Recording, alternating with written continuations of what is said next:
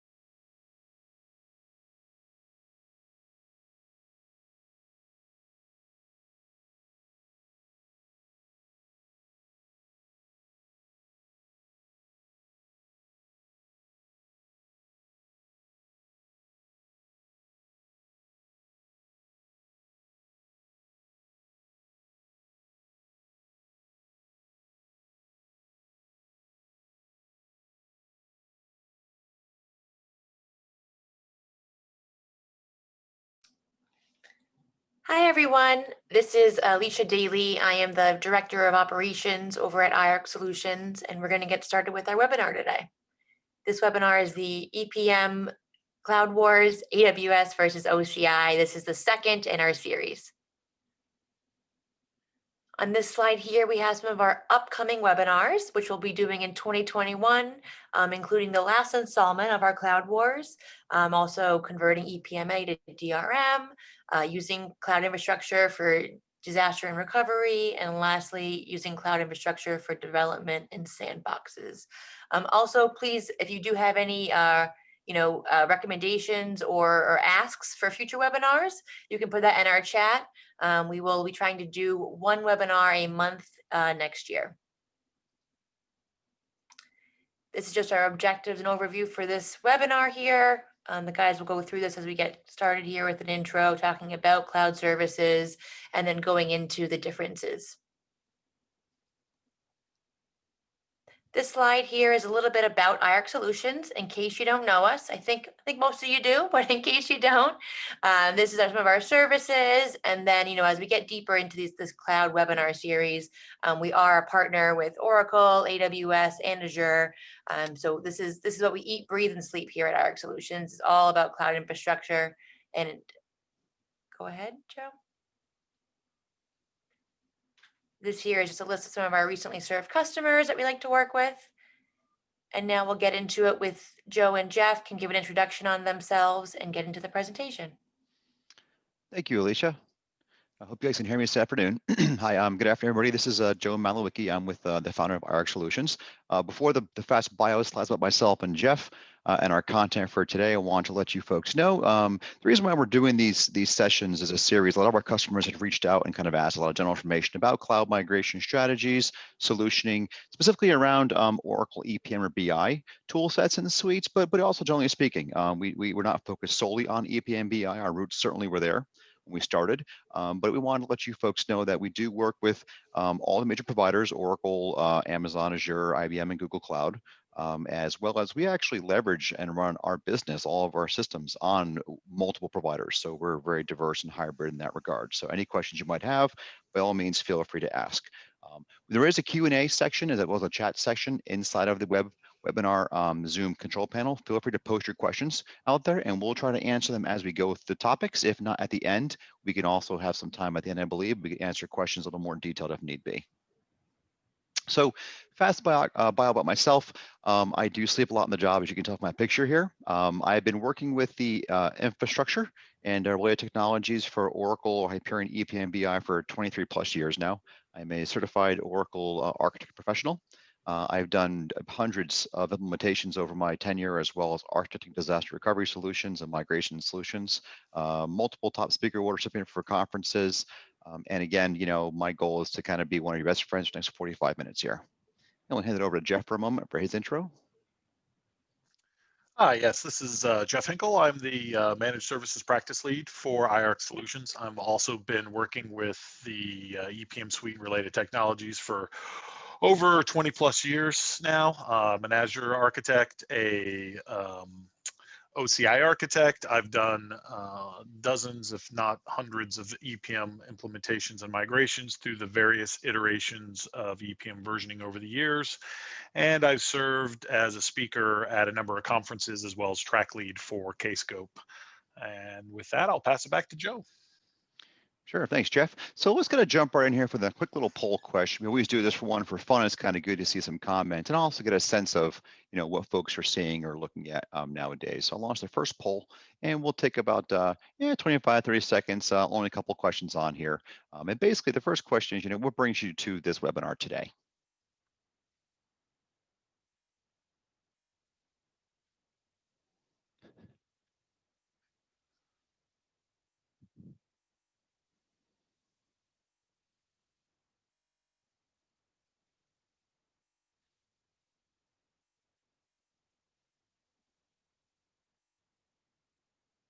Okay.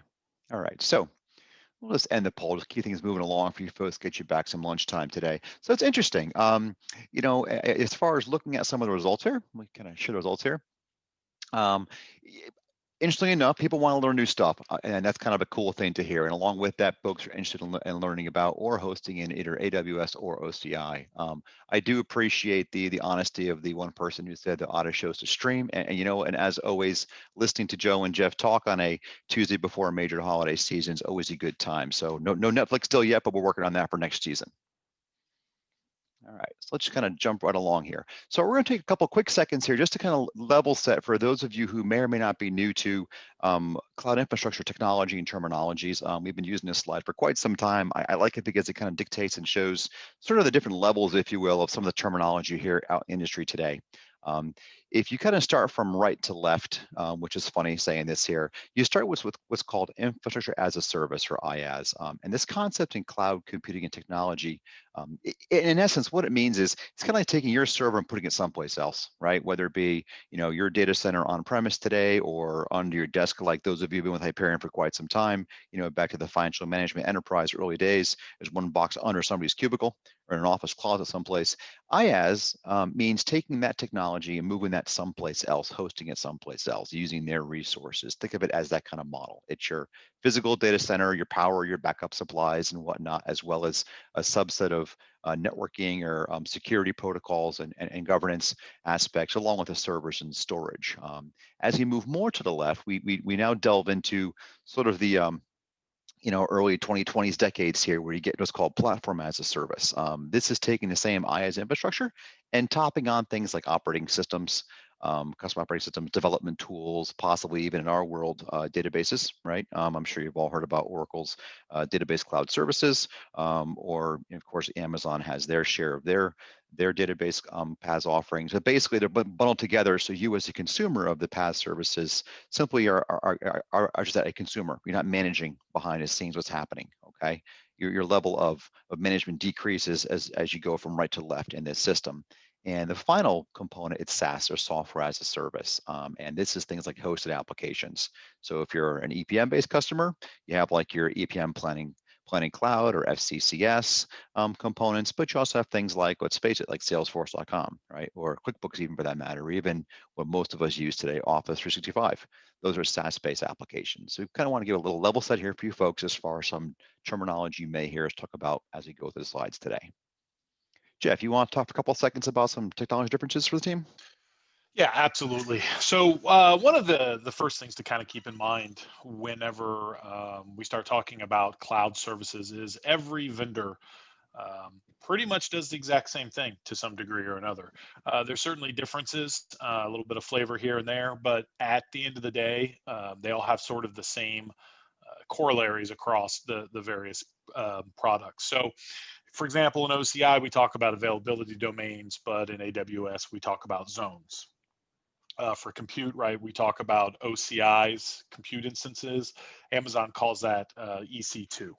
So I'm not going to read all of these to you, but I think it's important to know that if you have a service or a product that you're looking for, typically the OCI, AWS, Azure, probably Google, all these guys, they all have the same thing. And if we actually go to the next slide, I think we have a pretty handy URL here that we can pass to you that basically does a really nice job. It's actually provided by Oracle of lining up how all these things sort of interact together, so that you understand that, whether we're talking about, networking where Amazon uses Direct Connect versus Oracle's Fast Connect, there's a product that lines up to the service you're looking for in the cloud world.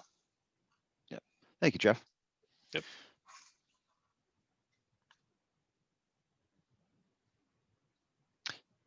Okay, so as you talk about difference between Amazon Web Services and Oracle Cloud Infrastructure, which is OCI or Oracle's version of AWS, we want to talk about some differences first in compute shapes. Now, compute shape, as Jeff mentioned a minute ago, compute is your bare bones, it's your starting point, it's your building block, it's your computer, if you will, hence the name compute shapes. Now, in the AWS realm, there are distinct series lining up, and each series is designed to be sort of purpose driven, right? Whether it's a HPC model or possibly a storage based model or memory consumption model or compute model. The idea is, without you having to think too much about this, you can go pick and say, listen, I know I have a software stack that I run, okay, and it's very, very CPU intensive, so I don't have to know that Amazon has whatever, how many, Jeff, was it 50, 60, 70 different options, right? Correct. Of shapes and sizes. I can just go pick the purpose driven type, right? The series I'm looking for, and then within that I can refine a bit down the line to find the right shape for myself as far as CPU cores and memory and whatnot. So again, the concept is purpose fit sizing based on a series type, okay? For purposes of our presentation today, we did have to make a decision and try to mirror up as close as we can get, because later on in the presentation, we go through some real world metrics of side-by-side testing we did. So we're using what's called the M5A series, which is under general purpose compute shapes. And these actually relate closest to, in the Oracle realm, these are AMD processor shapes. So they're more cutting edge processors than the Xeons are, if you will. And these align with the Oracle VM standard E3 series flex shapes, okay? And we have a list, a bullet point on here. I'm sorry, a point on here reference. You can actually go to that link in the slide, and you'll see all different shapes available by Amazon. Again, there are tons and tons and dozens and dozens and dozens of them, okay? One thing I do want to point out, and we'll talk about this more in a little bit here, is Amazon, as well as Azure, as well as most providers, they use this concept of a vCPU. What that means is it's a virtual CPU core, okay, as far as how they count up their shapes. Now, you can almost think of a vCPU as a thread of a core, is kind of how you correlate it. And the reason why I want to mention this is that in a moment, we'll look at the OCI shapes concepts here. OCI uses what's called an Oracle CPU or OCPU based concept. So it's not necessarily one-to-one. If you're looking at 16 cores on an Amazon shape, on the Oracle side, you'd actually be getting an 8-core machine instance type, because that actually has, each OCPU has 2 vCPU threads attached to it. Kind of like the old hyper-threading model used to be, if you've been around for a while, okay? So I'll kind of talk this really fast over here, this slide. So on the Oracle Compute Shape or OCI side of the house, similar to the other providers, Amazon in this case, there are different types of shapes, okay? They don't categorize them as memory and CPU intensive shapes just yet. However, little by little, they're on the marketing blitz, and you'll see them begin changing that tone a bit as they begin developing their marketing strategies to align more so with that. They have this concept of dense and bare metal images, which are basically a bare metal server. It's, hey, give me my own server, right? It's dedicated just for my purposes, and I can slice and dice as I need to.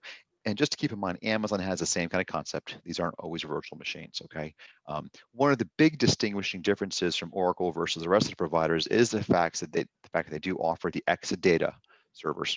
Okay, so if you are an Oracle customer or have been around for more than a couple of years, you've heard the term Exadata, Exalogic, Exalytics, yada yada yada. Well, the Exadata platform, it does exist very much so, and you can actually purchase and essentially lease space on those, kind of like the old IBM days of leasing LPARs. You get a big honking server, and you slice and dice the pieces you want of that.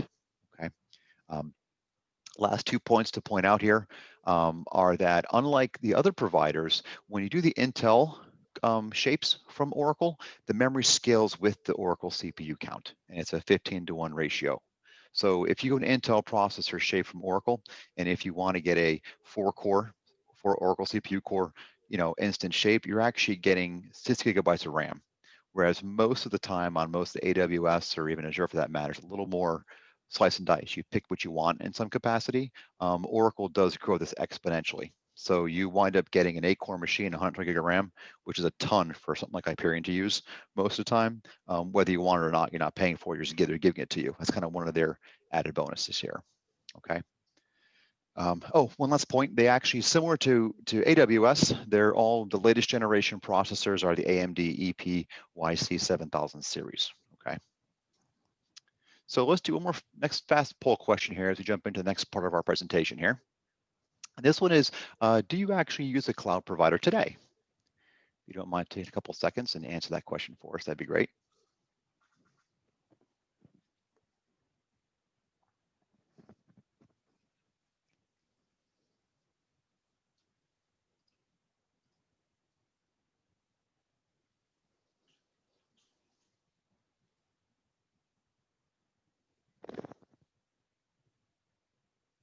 Couple more seconds.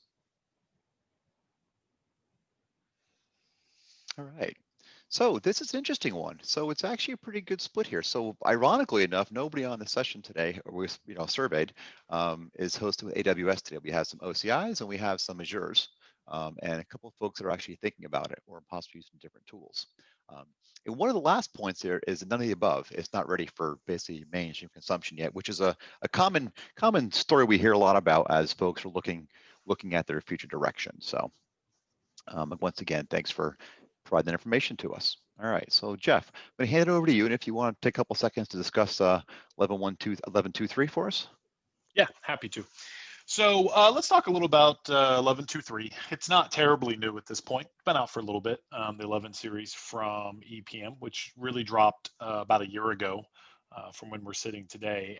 Some things to talk about if you're new to it or if you're just not quite keeping up with it as they patch it and update new releases. First important one is that vertical scaling is no more.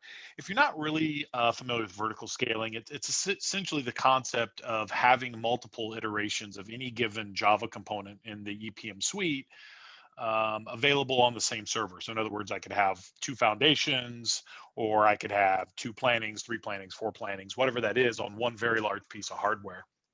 That was a way that a lot of folks would take advantage of things like Exalytics that had massive amounts of RAM available to those servers to be able to scale out their offering. Well, now that that's no longer supported, you're really talking about horizontal scaling, which means more servers. This is a place where, as we go through the presentation and kind of talk a little bit, you'll see that cloud can offer some nice advantages there because it's a lot easier to spin up new images as needed. Linux support is now here, right? We've got Oracle Enterprise Linux, OEL 7, and Red Hat 7. IE 11 is deprecated. Not only is it not supported anymore, it doesn't always work. So if you're really attached to IE 11, I highly recommend you start getting your users used to Chrome, Firefox, Edge. All 3 of those are supported in their latest iterations, and they all seem to work pretty well. Oracle DB19C is now certified. And in order to get to 11.2.3, if you've already gone through the trouble of installing 11.2.1 or 11.2.2, then you can do an in-place upgrade directly from that to 11.2.3. And then certainly, it kind of got mentioned before, but Essbase 21C just came out, and it is not yet integrated with EPM, but keep your eyes peeled to our blog series because I am going to be writing some stuff about 21C in the weeks ahead. Thanks, Jeff. Actually, why don't you take a stab at going some of the quirks on the OCI side as well, sorry, on the AWS side as well, and then we can kind of go back and forth there talking to these slides. Perfect. Yep. So just some things to keep in mind. As I mentioned earlier, every cloud provider essentially does the same stuff, but they all do it just a little bit differently. So for example, with AWS, we have a pretty flexible menu when it comes to CPU options, both for number of threads and cores. And we can generally get faster Intel clock speeds if we stay on the Intel side of the house than we can over an OCI. Another little treat that I had not been aware of is that the public IP that you initially get assigned in AWS is not permanent. It's going to change when you shut down and restart those boxes unless you assign it an elastic IP which probably, or not probably, but does, I believe, have an additional cost to it. So just kind of keep that in mind. I rebooted my machines and then thought I was just going to go back and connect to them. And I'm like, what's going on? So that's a good one to keep in mind. Security group rules are available at build time. So whenever you're building out cloud servers or services, you're going to find that there are, by default, a lot of things are locked down. You got to open up ports so that your data center can talk to them, or you can talk to them from your PC. AWS prompts you to do this at build time, which is pretty handy. Windows Data Center is the only option of OS available to you when you do a server build. That's primarily important when it comes to costing out. If you're not already doing bring your own license or BYOL when you go to build out your images. DNS defaults are not set. This is pretty common to, I think, everybody I've encountered except for Azure.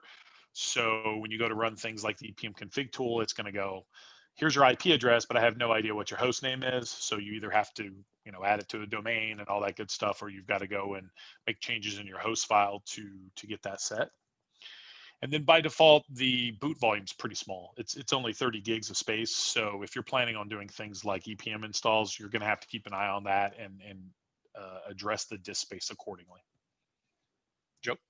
Yeah, thanks, Jeff. So kind of just countering some of the points that Jeff had made. So on the Oracle Cloud Infrastructure OCI side of the house, there are some, if you look at the AMD processor series, this is the first time Oracle's actually had a leg up on some of their vendors as far as cloud, where the AMD processor type, the series they're using right now, does seem to have a faster clock speed. But as Jeff did pointed out, if you're looking at the Intel speeds, this definitely is a negative when it comes to Oracle Cloud Infrastructure. They're sort of fixed set into a limited series, if you will, of VM standard image shapes. So faster Intel clock speeds for sure, you're going to find with AWS. The boot volumes, this is one of Oracle's big plays here. They throw memory and storage at you in a very, very cost efficient manner. So out of the box, if you're doing a Windows image, as Jeff mentioned, AWS side, on the Windows side of the house, your boot volume is going to be, which is your C drive, think in the Windows world, think of that model, it's going to be 30 gigabytes. Well, on the Oracle side, it's 256 gigabytes. Okay, so it's huge. They throw it at you. Linux is different. Linux is about 46 gig for OCI images as a starting point, and everything's customizable, of course. And so that's a little more aligned with AWS for the boot volume size on the Linux side of the house. But again, Windows, you're getting almost 8 times. And they don't charge you for boot volume space, which is great if you're just sandboxing things out and playing around with things. Okay. More memory, as I mentioned, it's a 15:1 ratio typically when it comes to the Intel shape servers. The AMD shape servers, you kind of pick and choose what you want for memory there. There is default admin accounts set up and defined within the Windows images, and there's a default Linux account defined on the OEL side of the house.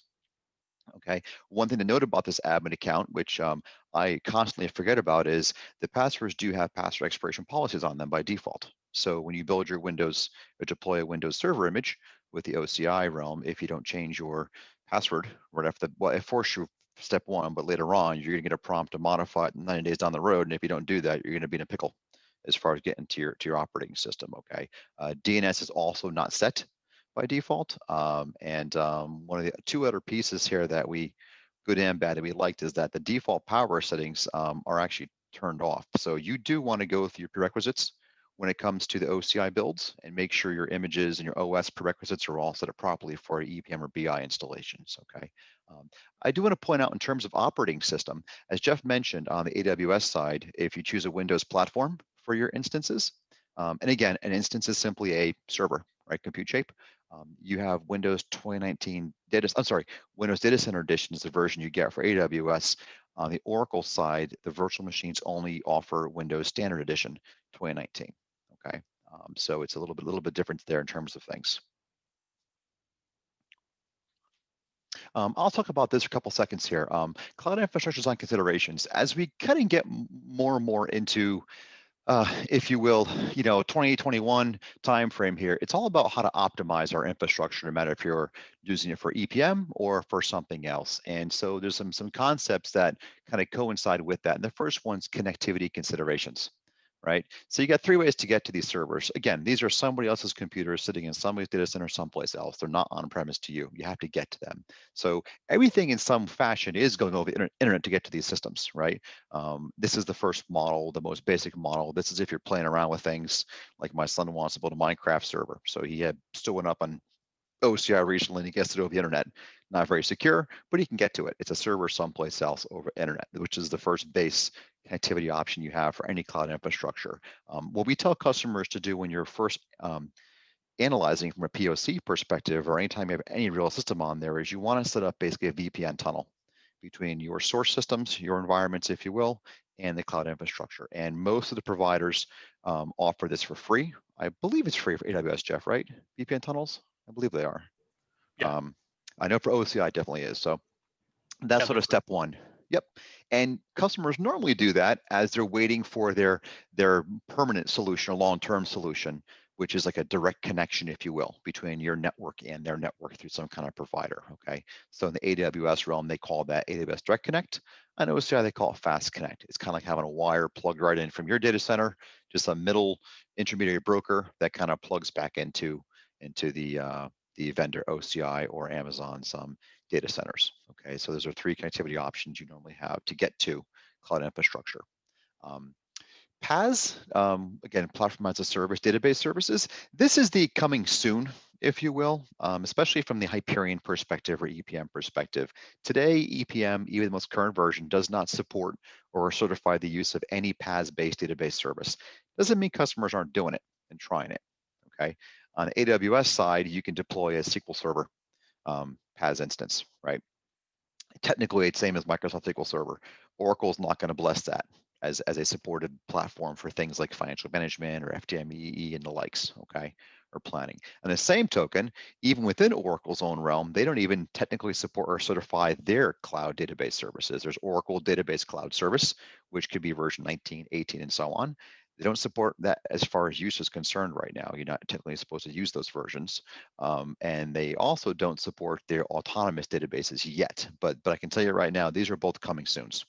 Okay, so keep your eyes open for those. And the last piece with cloud infrastructure design considerations is think about federation. How are you going to access these systems? So there's two pieces in the model here. You have the model of I want to use and control my cloud infrastructure as if I'm logging onto my Linux or Windows system. How do I get to that? How do I go into my console to create those new shapes? But there's also the application security. Okay, application security really isn't changing a whole lot. As long as you can get to your current system, you can use whatever you have today, MSAD, LDAP, and so on.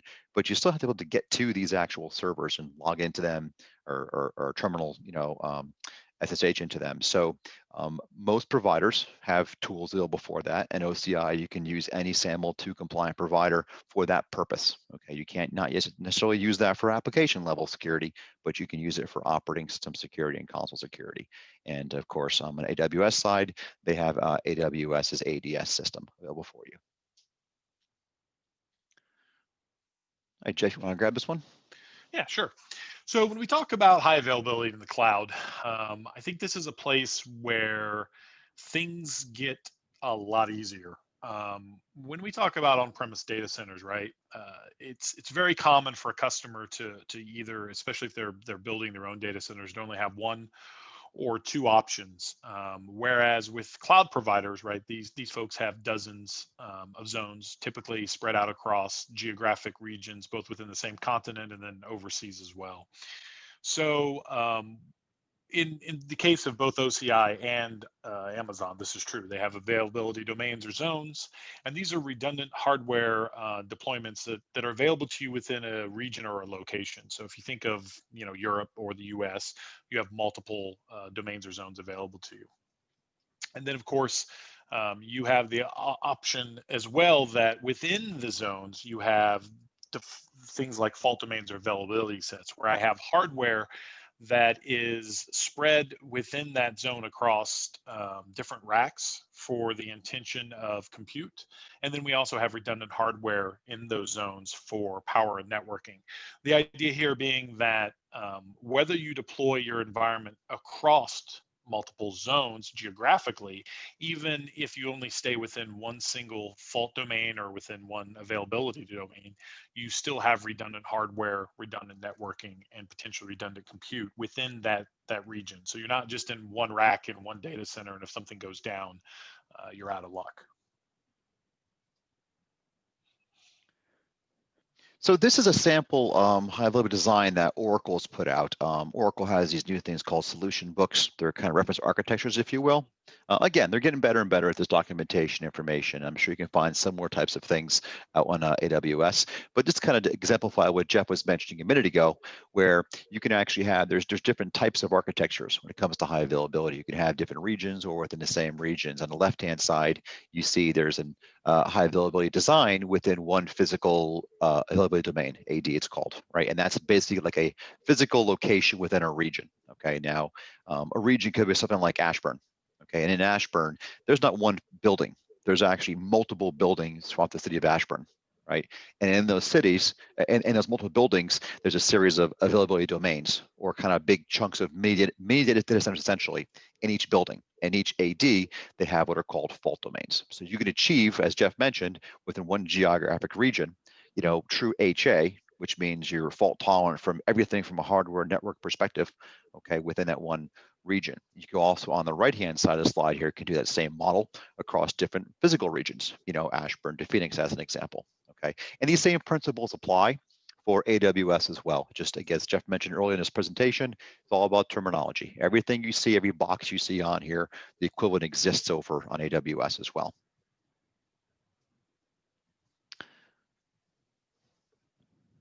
Okay, so one of the concepts that becomes, again, viable in a cloud architecture that may be problematic in an on-premise architecture is the idea that we can spin up images as we need to address capacity, say during a planning window or during a corporate consolidation close period. So for example, if I have two nodes that I've built in my EPM world that I run every day, you know, Monday through Sunday, and I start monitoring those, what I can do in advance is I can actually build out nodes 3 and 4. And in an EPM world, I do have to do this in advance because there are registry implications and product implications to not doing it this way. But I can have these other nodes created and then shut down, and then I can use rules in the various cloud tools, whether it's AWS, OCI, Azure, it doesn't really matter, to monitor those and then say, well, when I've hit 75% of my capacity, what I'm going to do is I'm going to turn on node 3. And I'm going to keep node 3 on until capacity has dropped below 75% for a 4-hour period. And then I will gracefully run a script that will then shut down those services. Now, the only thing to be cognizant of here is I want those service stops to generally happen when there are no users in the system. Because if I happen to be a user and, you know, whether capacity is 20% or 80% and you shut down node 3 and that's where I'm sitting, I'm out of luck. So I do have to be a little bit careful about how I script that process and when I make those changes to services. But the good news here is that I don't have to pay for the capacity of nodes 3, 4, 5, 6, however many nodes I have, 24/7, 365 days a year, all that good stuff. So I can only spin those up as needed based upon user or resource requirements. And this is actually, if I could add to that, this is actually one of the great things about this cloud infrastructure. Now, again, a lot of us on this session right now are, you know, EPM or Hyperion or BI centric, so we're used to the quirks and nuances that go along with that. And as Jeff pointed out very, very nicely, yeah, there's some ramifications shutting things down, so that should be scheduled. But this is the first time you can truly try to leverage, you know, cloud infrastructure to handle your workload without to have somebody sitting there saying, all right, are my servers, do I have to oversize my servers now for that one time a year or 4 times a year process? Okay, so this is a pretty cool thing. And we did a lot of this work with customers and design and architecture, even labs testing ourselves. The model works pretty well, which is really nice.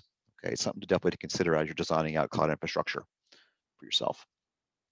Along with that same model of sort of auto scaling or scaling, if you will, You have the, or HA, I should say, you also have this concept of disaster recovery or DR in the cloud. Now, I'm actually working with a couple customers actually as we speak. Before this, I was on a 2-hour bridge for this very concept. This customer happens to be moving from on-premise to OCI, and they are looking to do DR, and they have their RTO of 4 hours and RPO of 15 minutes. And we all just sat back and took a deep breath and a sigh and said, okay, let's solution this process now, right? What can and can't we do? So some of the principles and concepts that come with disaster recovery in the cloud are the fact that you can architect very easily, cross region or zone um, um, DR processes, right? When you're on premise and you're bound by your data center and your organization, okay, your DR solution is either pay somebody else, which is a very common model, go hybrid, keep on-premise production in-house, and then go DR with the vendor, AWS or Oracle or somebody else or Microsoft. Or you're going to go from your own data center in one geo to another geo someplace else.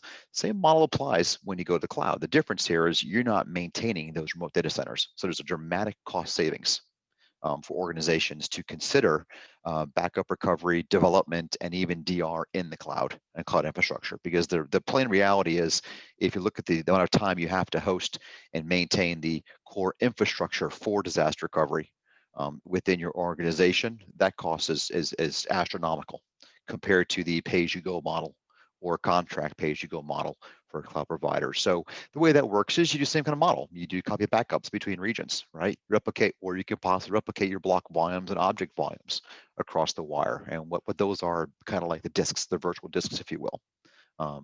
Right. So once you do that, you're using tools your vendor provides, or maybe you guys use in-house, or there's third-party companies like Rackware that offer solutions, but you replicating what's in your on-premise data center or within one region, and you're replicating those same components over to your remote region, right? Binding by all the typical Hyperion DR nuances in that case. And we are going to have an actual webinar just on EPM DR solutioning with cloud infrastructure coming up very soon, so the new year.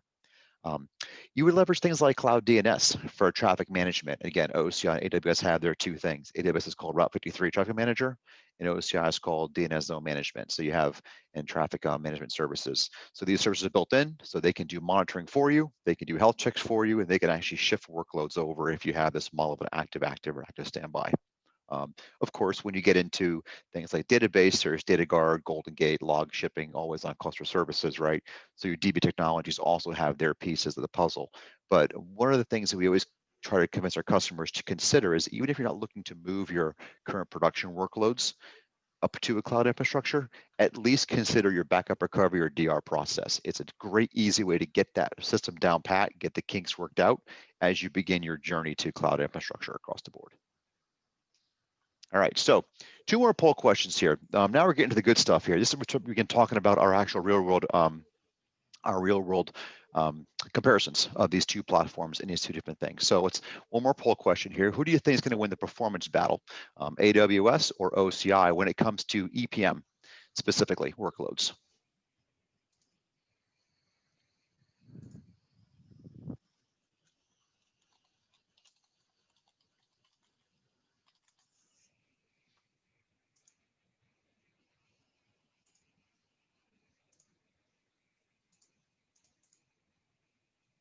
We'll give a couple more seconds.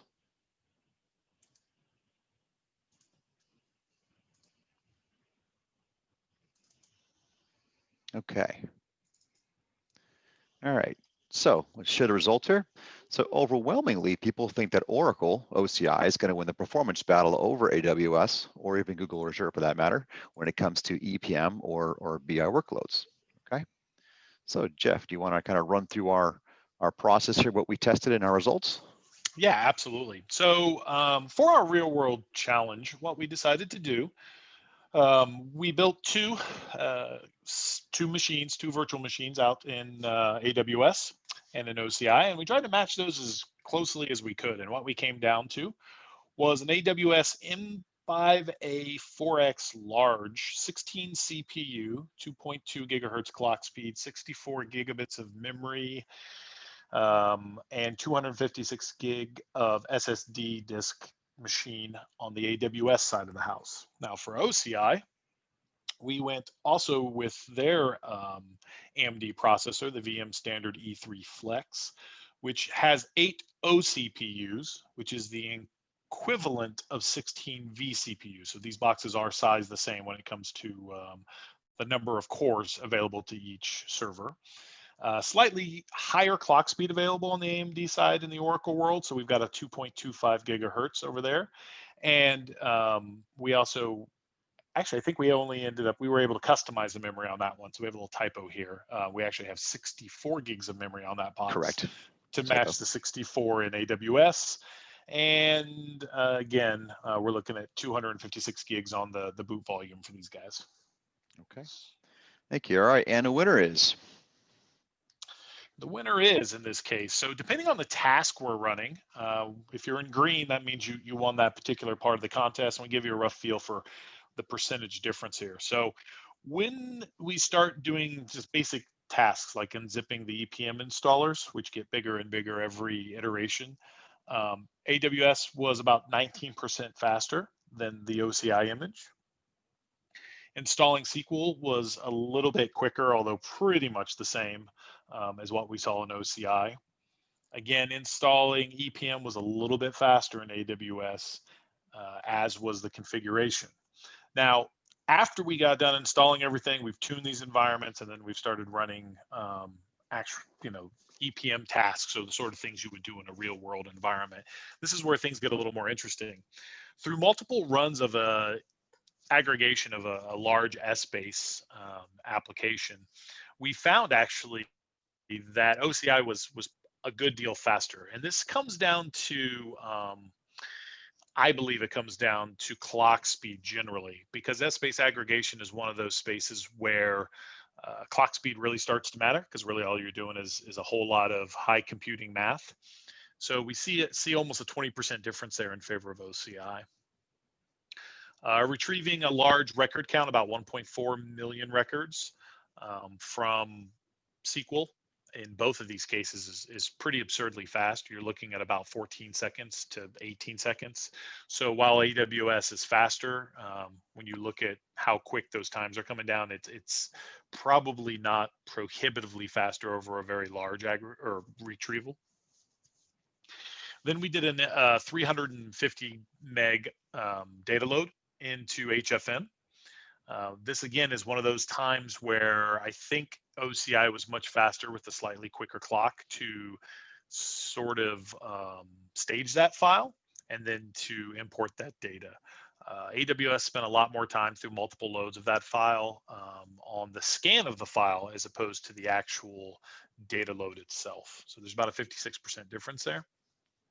And then consolidations were almost neck and neck.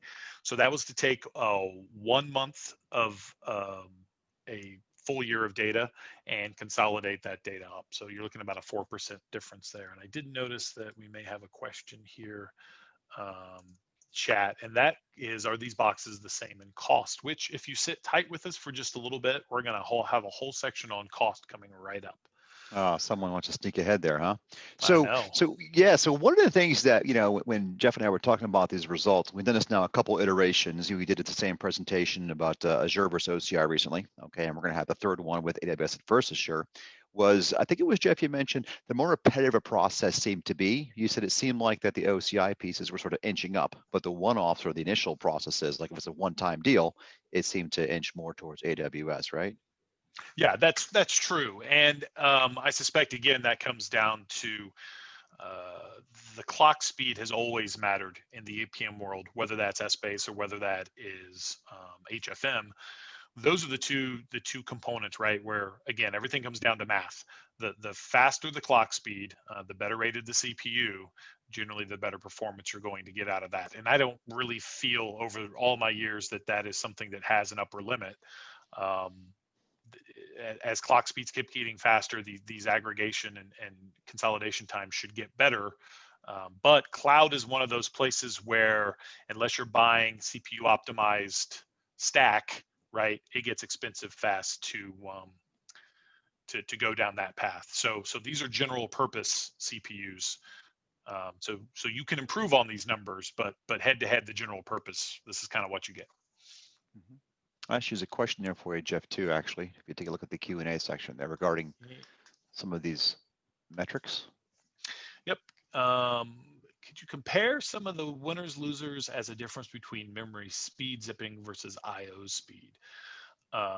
Right. So kind of back to that original point, right? I think when you look at some of these initial differences for the IO speed, so just kind of some of the unzipping things and stuff of that nature, you're really splitting hairs, right? Because unzipping 18 gigs of installation, which I did 4 or 5 times, it's still like a sub 1 minute activity. It's fast, or 104 seconds, right? So we're a little over a minute there, but we're not talking about long times. Installing SQL, right? It's a couple minutes. And that's about as quickly as I can go through the next prompts, and then it starts doing its thing. Same thing for configuring foundation services. You know, after I've clicked go on the configurator, it's taken a couple minutes. I think all of these tasks are roughly variable enough that what you're getting is some transmission delay, right, client to server, as well as some very high level disk iteration delay. It's really in the longer running tasks in the second part of the bracket that I think your performance truly matters. And again, I personally feel that that's less about disk and more about clock, which, to my earlier point, you could buy a better clock in either one of these providers if that's something that is a concern for you as you go live. Mm-hmm. And actually, and adding to that, this also it's using the base disk models, if you will. So this is whatever I think Amazon's Gen 2 SSD, which is their base, and this is what Oracle calls standard or balanced performance, right? In other words, it's not any kind of bursting of disk. And the way most of these provider works, well, I'm sorry, the way Oracle works when it comes to disk speeds and disk IOPS and IO, the larger the disk you purchase or you're consuming, right, the faster your IOPS are. So they do, it's a ratio, I don't have the top of my head right now, but it's a ratio of X thousands of IOPS per gig, okay? And the AWS world or Azure world, you usually got to pay for that higher tier as you want to. Now, Oracle recently introduced an OCI, the ability of even jacking that up. So you get your standard IOPS per gig, but you can go to a higher performance by hitting a switch, essentially. So yeah, those things are negligible a lot of times, but as Jeff pointed out, a lot of this is truly, you know, what do you really do repetitively and what matters most. Memory speeds are tricky. None of these vendors want to share secret sauce behind the scenes as far as memory speeds and how that works. And again, keep in mind, these are on the virtual machines, so these are all shared back-end hardware. Okay, this is not bare metal proprietary on your own. When you compare metrics, a lot of times, all these vendors show their fastest stats are always based on dedicated hardware, okay, on shared resources. You can still manage them through cloud interfaces, which is very nice, but that's what you're normally getting into. So, okay, so let's jump into the big one here. You know, what does cloud cost, which is always the big question mark here, comparing dollars and cents. So we did something very, very similar when it comes down to comparing our two different environments here. So we'll do one more quick. This is a really fast, easy one here. Which do you think is in the cost battle? OCI or AWS? Who's more cost effective when it comes to building out these environments? Yep.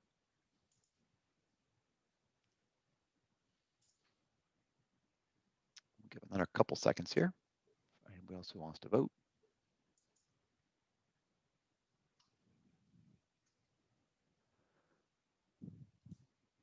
Okay. All right.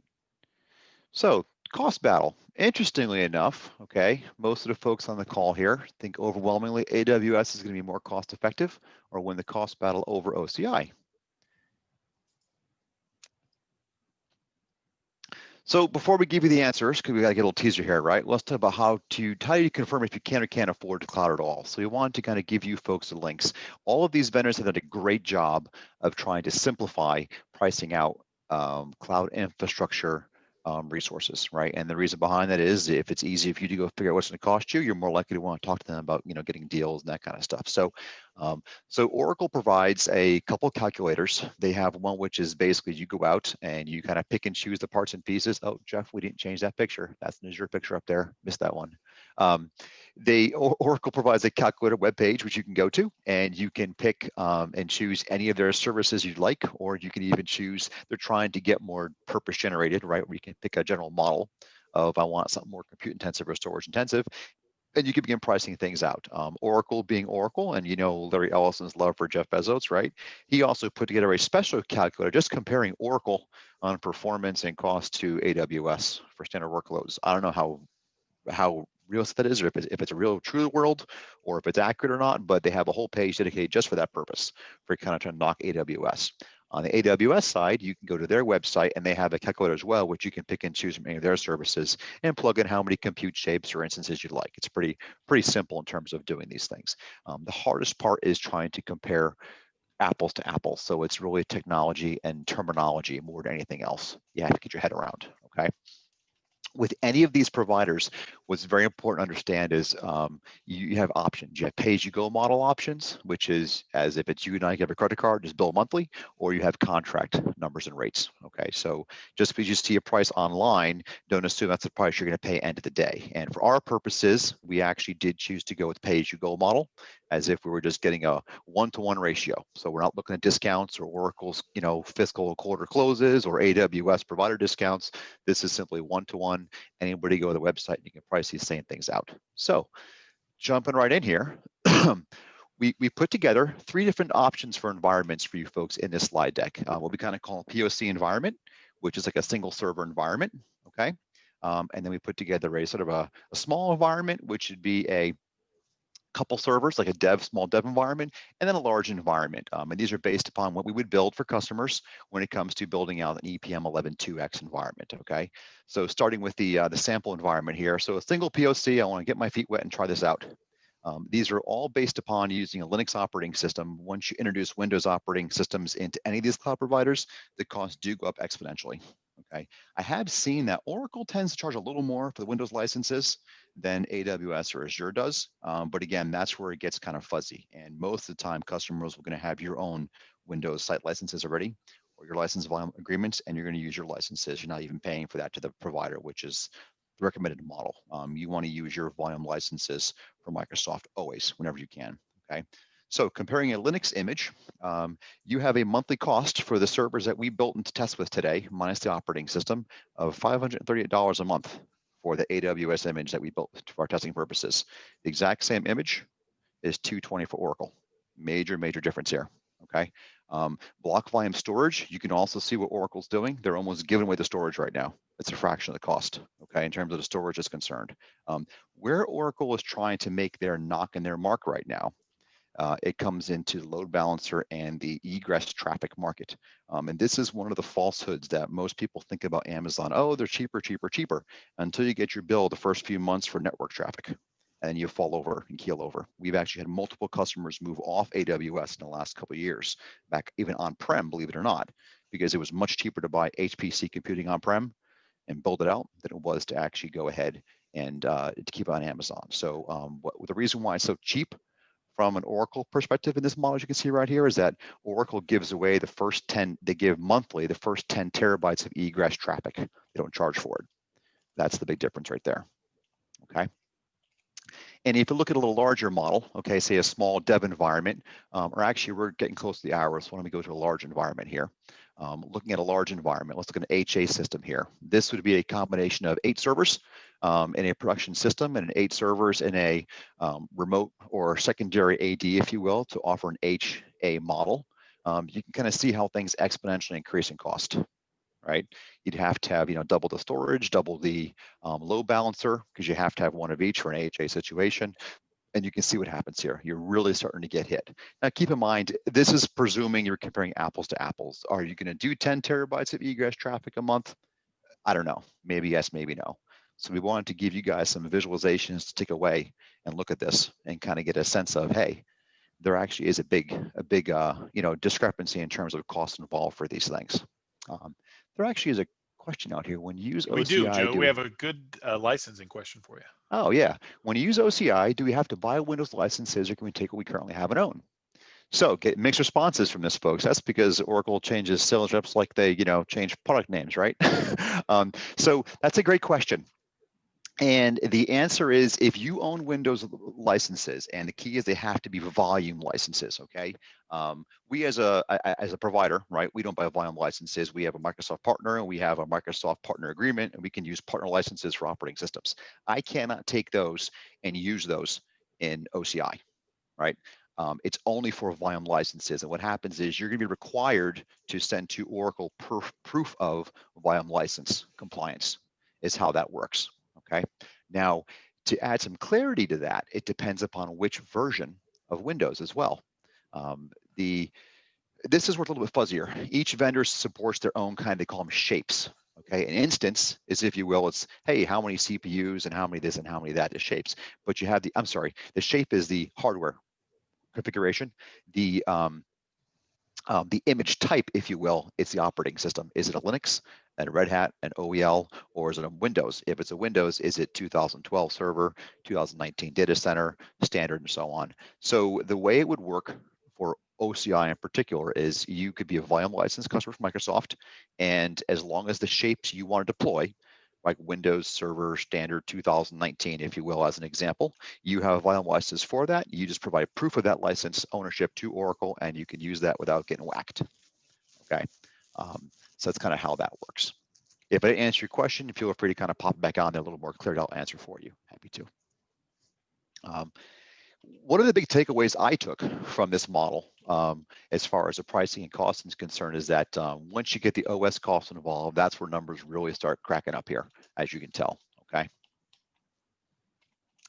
So in summary, and then be happy to answer any more questions you folks have. If we look at, what the driving factor is, we'll kind of run through these things here. When it comes from flexibility and compute shapes, it's pretty similar for AWS and OCI. I would teeter more if it's Intel based on AWS side of the house, because OCI is pretty limited on their classification of Xeon processors are offering today, but it's pretty equal when it comes to things as far as flexibility of shape. CPU performance, same thing. If you're comparing AMDs, almost identical. Memory allocations, you can mirror those up as much as you like. Storage performance, Oracle does get the check, we feel, on this regard, just because they're throwing storage at you. That's one of their big fortes, being a database company first, right? So when it comes to storage, you truly can get from multiple repetitions. You will see over time, and they have a lot of material to back this up and white papers on this, how their storage is faster than anybody else out there right now when it comes to cloud infrastructure. Okay, storage flexibility, though, I think we give over to Amazon, Jeff, right? When Correct. It came to options. Yep.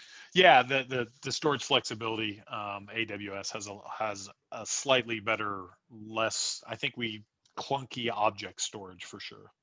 Yes, yeah, exactly. And that's the big keys, right? Amazon's S3 storage, it is pretty much the de facto industry standard for object storage. And object storage is really your non-local storage, if you will, kind of model. So actually, Oracle, believe it or not, uses their APIs. If you want to mount to object storage, you're going to use an Amazon S3 API. So it's kind of interesting. Database offerings, pretty equal across the board now. That's really a preference. I think Larry Ellison today was talking about, he was smiling because what's that new one? Snowflake, I guess, is right now really ripping into Amazon Redshift right now.